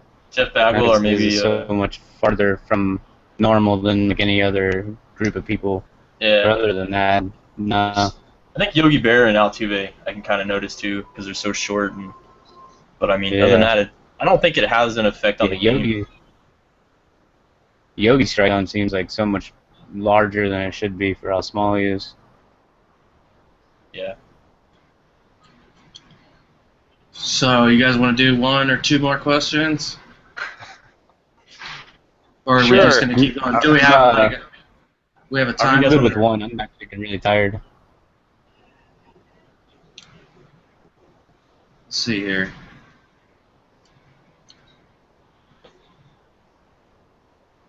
We're running dry on my side. You think AJ Pollock could get an upgrade? Yes. I think we probably all think he probably could. He's pretty high already, but does anybody disagree? No, I mean, I think he's pretty close, just because the contact is already really high, and it's the power numbers that could creep up for him. Yeah. I don't know what they've got his speed at. Let's take a look. I watched the D-backs quite a bit, and he is a game changer. That guy's a difference maker. They wouldn't be even close to a 500 record without him this year. Do you think Goldschmidt would be having as good a year without him? Yeah. I think you can put Goldschmidt on any team with any players, and he's just going to do his thing. But in terms of getting on base, that's what the D-backs have really needed. They needed some guys ahead of Goldie to work some at-bats and get on base. And it's nice to see that they're finally getting that a little bit. So can you see he's got a 75 speed, 65 stealing, so pretty good. Not really phenomenal for a center fielder. And remember, just like Jock Peterson, center fielder is weighted very differently. I'll bet you put Pollock in left, and he's an 88 or 89. Well, something center field does way more than other positions is contact, so that's why Pollock's probably a little higher rated than Peterson because his contact's higher. And True. And the reason I know so much about this is, in 12 and 13, the Diamond Dynasty, each position, when you're trying to train a specific position, center field was so cheap to train contact, but for power it was so expensive. And he's pretty similar though in regards to Peterson as far as his rating. His fielding just needs to get better. Yeah, all the center fielders had really high contact cap limits. Yeah. So which is how it should be. Yeah, I have one good topic maybe we can end on. I don't know if you guys want to keep going after that, or if you see another topic in the Q&A. But I have one topic we could probably end on. You guys want to do that? Yeah. All right. So this topic's about. You guys kind of noticed the trend in MLB. Like we're seeing a younger generation, and it seems like most of our superstars are coming from guys that are 25 or younger. Do you guys ever remember a time like this in baseball where it was like this, and do you guys think it's due to the steroid era? Because it seems like we took steroids out, so players aren't playing as long and they're not doing as well when they're older. So what do you guys think? I think we're seeing it in other sports too. I think the youngins are taking over all the games. I missed part of the question. Was that kind of what your question was? It cut out a little bit. Well, okay, so I guess the first part of the question is, do you guys ever remember a time, like when you were growing up, that you've seen a young generation just be so dominant in baseball or any sport? And second part of that question is, do you think it's due to the steroid era, coming to an end, or already came to an end? College athletics have gotten so much more competitive, and the college kids that are competing at that level now are specimens too. So I don't know what to attribute that to. I do know that the competition has gotten tougher at an earlier age, and that has a lot to do with it. Kids are playing 1 or 2 sports now is a big part of it, I think. Instead of playing 3 or 4 sports at different times of the year, they're focusing on kind of 1 or 2 that they think they have maybe the most potential at. Yeah, and then so you see skills build up a lot faster than you maybe did when we were younger. That's probably has something to do with the number of Tommy John surgeries that you're seeing at the high school level and stuff now too. I was listening. It's kind of off topic, but really interesting interview with James Andrews, the guy who does all the Tommy John surgeries for all the stars. Yes, that's what he blames it on. He blames it on year-round training for pitchers, and that's definitely a shift. So it's a little bit off topic. I don't know if it has anything to do with the steroid era, but Mathodman? Yeah, it just seems like as time progresses with all things, people are growing up sooner. Everybody matures at a younger age, and it just seems like it starts like young people, even at like the ages 10 and stuff, are developing into like more mature beings and whatnot, and being able to really start to rationalize things. And it just seems like with technology and everything else, they're able to pick things up a lot quicker. So I think that might have something to do with it too, as far as how well the younger generations are able to adapt and like perform at really high levels, and then get into the majors of all sports and just do amazing. Not even baseball alone, but like got players that come straight out of high school in basketball like LeBron James and dominate the sport and stuff like that. I mean, it's just incredible. I mean, granted, that's like a freak of nature right there, but yeah, I think it's just like the whole wave of information and technology and all that stuff. As funny as it is to equate technology to So do you think sports it's more and stuff like that. do you think it's more of a evolution, or do you think it's more of like we're just getting smarter with medicine and training and all that, you know? I mean, I think it's both. Yeah. I think humans. I definitely think humans have evolved to where like younger and like the younger. How am I trying to say it? As we grow up, sooner and sooner, young people are able to do things that they weren't able to do maybe 10, even 20 years ago, stuff like that. I mean, yeah, I mean, I think a good example would be like Babe Ruth. He's considered to be huge, and he was only like what 6'1", 215, 220 maybe. That's really not even that big compared Is to that now. all he was? Really? Yeah, That's crazy. I'm pretty sure. Oh. I mean, it's probably a lot of yeah. So I mean, Huh. it's definitely a combination of both.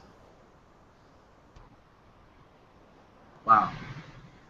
I'll bet Mike Scioscia's bigger than that. Yeah, and even if you look back like 20 years ago with basketball, dude, basketball players weren't jumping over people the way they do now and stuff like that. It's like just athleticism in general has become such a higher level of skill. And whether, I mean, it's got to do with medicine, it's got to do with everything, but just like science in general, like people will go to different studies and stuff like that to figure out how they can do better just by analyzing their games and stuff like that. Yeah, I mean, it's definitely a combination. And then, like CJ was saying, there's a lot of kids, and I kind of noticed this since I did coach at the junior high level there for a little bit. And there's kids that are more focused on just playing one sport, just focusing on that sport rather than playing 3 or 4, playing little league, playing basketball, soccer, whatever. There's a lot of kids that are just focusing on one sport only. So Yeah. Which I don't think it's necessarily a bad thing to do, but if it's regimented and if it's stabilized, I think that's the most important thing. So you're not overworking your body. I think for pitchers it can be a problem, because I've known when I was coaching, I know some of my players they would be used from other coaches and they would just overpitch. I think in that circumstance it is a bad thing, but if you handle it correctly, it's not necessarily a bad thing. Yeah. So, what do you think, man? What's your tips? Is he gone? He fell asleep. Oh, we lost him. We lost Sauce. It says we're still alive. How do we? Let me see if we are. Shit, have we been talking to ourselves? I think Tip's spelled out.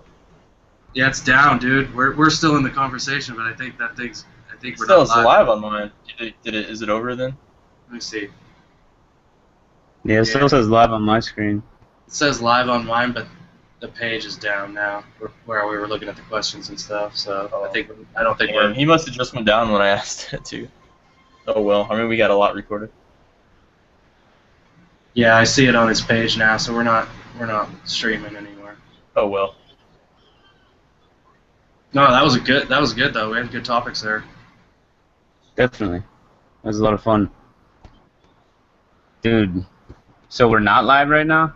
I don't know. Hold on, I'm checking. Maybe somebody from the Q&A. I have trouble just finding this. Yeah, we're live still.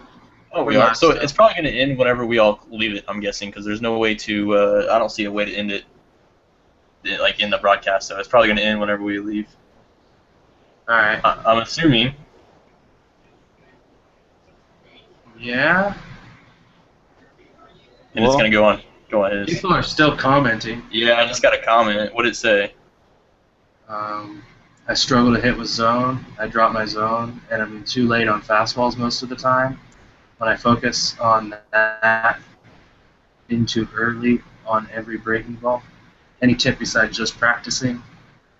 That is one thing. A lot of people just have a natural tendency to move down. I'm not sure why. Maybe you want to get your thumb more directly over the left analog and just working on, telling yourself to try to hit on top of the ball more. That's really the only way other than practice.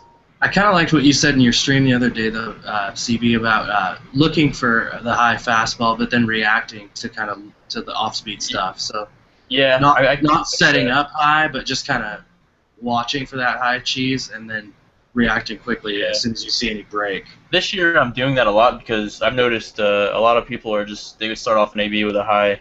There's some MLB The Show tips. Sorry, guys. I'm glad the hangout survived without me. My internet went down. Yeah, we're still live. That's pretty cool. Wonderful. Well, then this is the way to go instead of like Skype or something. Yeah, seems pretty good so far. We haven't really had any hiccups besides that one. I'll be right back, guys.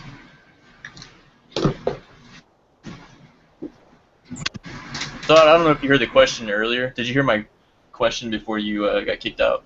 What was the question? We were talking about the younger generation. We're seeing like in baseball. Do you ever remember a time when there's been such a young generation that was so dominant? Yeah. No, and I think what it's happened is coming out of the steroid era, they just are training differently. I think I heard some guys talking about 2 sports year round, and so yeah. And what I worry is that you're going to see is fewer long careers out of this generation too, where they're going to, like Mike Trout, you're like, oh my God, he's only 20 whatever years old.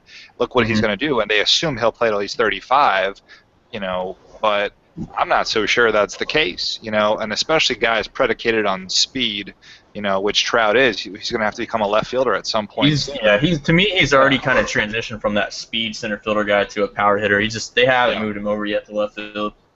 But yeah, that's kind of like I was asking because the steroids allowed the older players to play longer and play with more success. So yeah, that we might see that. Yeah, I think what we're going to see is just less, or maybe just the guys will learn how to adapt faster. Like you look at a guy like Pujols, he went through some bad injuries and he's back. Same with A-Rod. Of course he was doing steroids, but it's a little different. But somehow they're still able to. Baseball is one of those sports. It's not too much contact, and maybe they'll be able to transition. But yeah, so what are you gonna end up with? A bunch of old power hitters and a lot of young speedsters. I mean, there's certain skills that translate when you get older, and there's certain skills that won't. Like plate discipline. I think opposite field power is something good to look for if they're gonna progress well or not. Because I know Pujols was making that adjustment. He was he was having to swing so much earlier, and that's why he just was striking out so much with the off speed. And it looks like he's made that adjustment because his reflexes are just they're not going to be the same just for when you're in the younger 20s compared to your upper 30s. Yep. Well, I think what we're planning to do is do this again, right? That's one of our ideas, is to try to have another hangout in the future, and I think there could be a good opportunity, whether it's on Twitch or here on Monday night, depending on these big roster updates, to really get into some of that stuff. I'd be open to anything, even if it's on one of your Twitch channels and we Skype that again, like we did the All-Star game, or do something, just so we're all talking. I think there's gonna be so much to talk about. Yeah, I mean, are we gonna plan on doing this next Saturday, or like I know Mathod probably, like I don't know, or do we have anything for our viewers, a certain day they could look for us? Yeah, I mean, I could do Saturdays as long as it was like earlier, maybe like 8 p.m. to like 10 at the latest Eastern time. That would be good for me. Yeah, thanks for hanging in there with us, everybody. This is our first one. We really don't know what the hell we're doing yet, but we figured a lot out tonight, and when we do it the second time, it'll be a lot smoother. Would you guys rather see it move up a day or two? Because I know a lot of people are asking about the upgrades, and I know in the future after the All-Star break, they're going to be back to upgrading every week. Normally, you guys, I know CJ was talking about this. Do you think it'd be more beneficial if we moved it up a day or two? I don't know. Yeah, we'll have to look at a lot of that and just figure out when it makes sense. I mean, I put out the roster predictions on Thursdays right now because of the way that the rosters take into account certain stats. So doing it earlier in the week, I may not be able to give you roster predictions for the following Monday. So I can't tell you right now what July 27th rosters are going to be just yet because we haven't finished accumulating all the stats for those roster updates. Yeah. So we'll just have to think through that. All the time, we can talk about predictions, but I won't have all the homework done, I guess, until probably Wednesday or Thursday nights. Yeah, you guys probably we'll probably have to stay flexible until we figure out all this. Yeah. Yeah. I think we got a good start though. Yeah, this was fun. We kind of know where it's headed now. For sure. Are we all doing a monocle to end this, or what are we doing? I think that's where it's headed. Let's do a monocle. All right, monocles and mustaches to end the show. Monocles up. I'm gonna do the random. I'm gonna randomize it. Oh. Holy shit. I need to figure this out after this. We're messing around with all the effects in Google Hangouts, guys. So appreciate all your questions. Make sure you have the Google Plus app, and you can ask us questions in the chat. We can see those.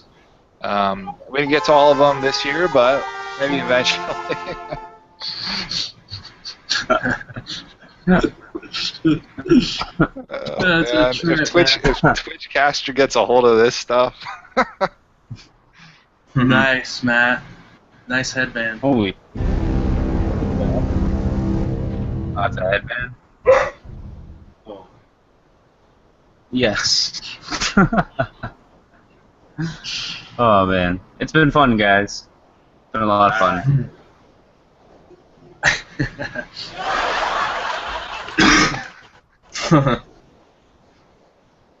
All right, guys. We'll see you in Streamland, Twitchland, and Twitterland. And Twitter. Keep it easy. All right, thanks everyone for joining us. Stop the Thanks, broadcast. everybody. Peace out. All right, take care. Stay tuned.